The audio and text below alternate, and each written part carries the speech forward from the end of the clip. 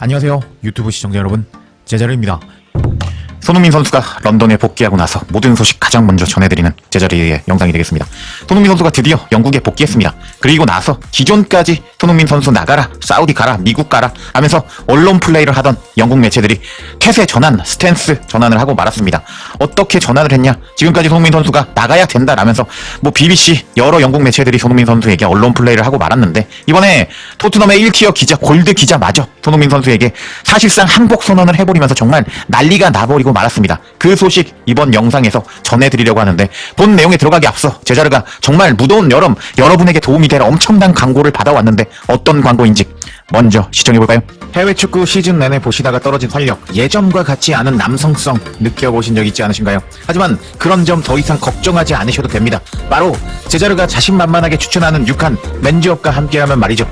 남자에게 좋기로 소문난 블랙마카, 아르기닌, 야간문, 복분자, 흑마늘, 부추, 홍삼까지 무려 53가지 묵직한 고농축 활력 에키스가 바로 6칸 맨즈업이라고 할 수 있습니다. 특허청 정식 출원한 성분 배합이기 때문에 허리가 끊어질 듯한 파워, 크고 깊은 만족감, 해외 축구 시즌 내내 봐도 떨어지지 않는 체력, 다시 아침마다 느껴지는 솟아나는 남성성. 으아, 워낙 고농축 고함량이기 때문에 밤에 먹으면 잠이 오지 않을 정도이고, 지금까지 느껴보지 못한 강직도와 유지력까지, 와우, 깜짝 놀라실 겁니다.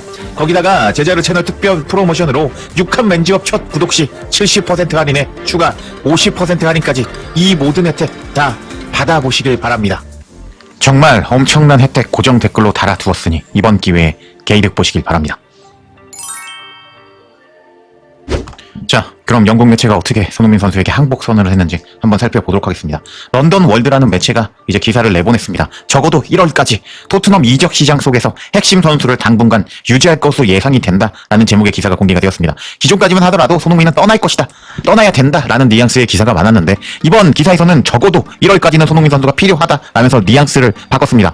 사실상 항복 선언이라고 할 수가 있겠는데, 뭐라고 항복을 하고 있는지 본문 내용 살펴보도록 하겠습니다. 토트넘 팬들은 이미 머지않은 미래의 손흥민과 눈물의 작변을 예감하고 있을지도 모른다. 한국의 스타는 33세에 접어들며 마지막 시즌에 진입했다. 손흥민은 지난 시즌 말에 구단에 남기 위해 1년 연장 계약을 체결했고, 이제 그의 계약이 끝나가는 시점에서 어떤 일이 벌어질지 지켜보는 것도 흥미로울 것이다. 토트넘의 많은 선수들과 마찬가지로 이 클럽의 레전드인 손흥민은 지난 시즌 폼이 좋지 않았지만 새로운 감독 프랭크 감독 아래에서 공격력을 되찾을 수도 있기를 바라고 있다. 그의 미래에 대해서 내셔널 월드의 제임스 트램 바스는 1월 이적기 이 클럽 레전드 손흥민에게 가장 유력한 시나리오일 수 있다고 믿었다. 그는 다음과 같이 말했다. 손흥민은 토트넘의 레전드인데요. 구단의 절대적인 레전드입니다. 그리고 언젠가는 그날이 오고 그가 토트넘을 떠나게 된다면 그것은 해리 케인이 떠날 때보다 더 많은 토트넘 팬들에게 충격일 것입니다. 이것이 모든 것을 말해준다고 생각합니다. 해리 케인은 역대 최다 득점자, 절대적인 아이콘인데 손흥민이 떠난다면 팬들은 더 슬퍼할 겁니다. 하면서 토트넘 팬들은 손흥민이 떠나면 이제 눈물바다가 될 것이다 라고 이야기를 하고 있습니다. 그리고 계속 다음과 같이 말하고 있는데, 하지만 아시다시피 손흥민은 우리 곁에 남아줬습니다. 그가 처음 올 때 정말 가성비 영입이었는데요. 지금으로부터 10년 전 거슬러 올라가면 당시 이적료는 2,200만 파운드였던 것 같은데, 그는 그 이후 완벽한 득점 기계이자 도움 기계가 됐습니다. 프로 정신은 정말 본보기 같은 손흥민이었습니다. 경기력 안팎에서 보여주었고 팬들은 모두 손흥민을 우상처럼 여깁니다. 지난 시즌 그가 고전했다는 것도 우리가 다 알고 있는데요. 여러 어려움이 있었고 몸 상태도 좋지 않았습니다.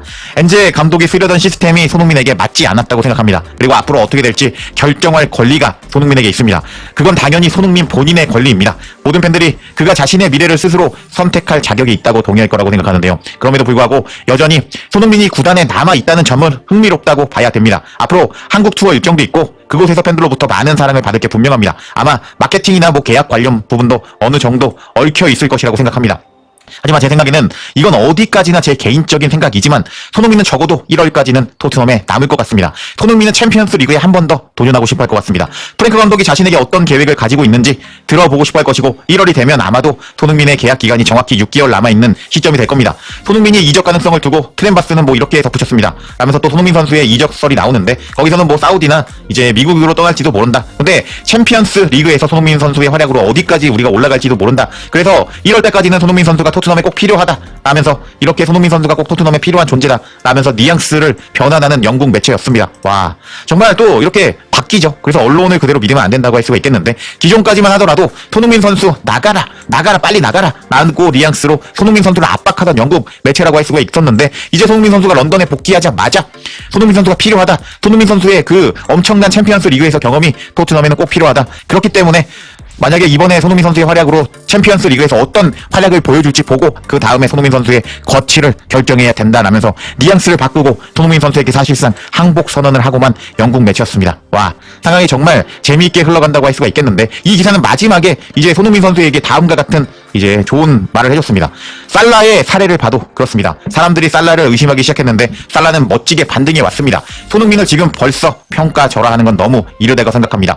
손흥민은 프리미어리그 아이콘이고 진정한 레전드인데요. 그렇기 때문에 살라가 살아났기 때문에 손흥민도, 비판받던 살라도 부활했다, 그렇기 때문에 비판받던 손흥민도 부활할 것이다 라면서 이 매체는 손흥민 선수에 대한 기대감을 보여주었습니다.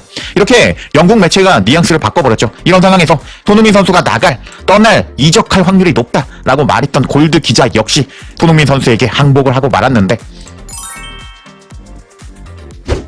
골드 기자가 손흥민 선수에게 사실상 항복 선언을 했다라는 것을 이해하시려면 어느 정도 기초 지식이 있으셔야 됩니다. 짤막하게 설명을 드려보면, 영국의 모든 매체들이 8월 3일 날 뉴캐슬과 토트넘의 한국에서의 프리시즌 경기가 잡혀 있는데, 손흥민 선수가 마케팅 측면에서 그 경기에 필요하다라는 계약 조건을 이제 밝혀버리면서, 손흥민 선수가 사실상 그 전에 먼저 떠나야 되지만 이 한국의 프리시즌 경기가 잡혀있기 때문에 그 전까지는 손흥민 선수가 떠나지 않을 것이다 라는 예상을 한 상태였습니다.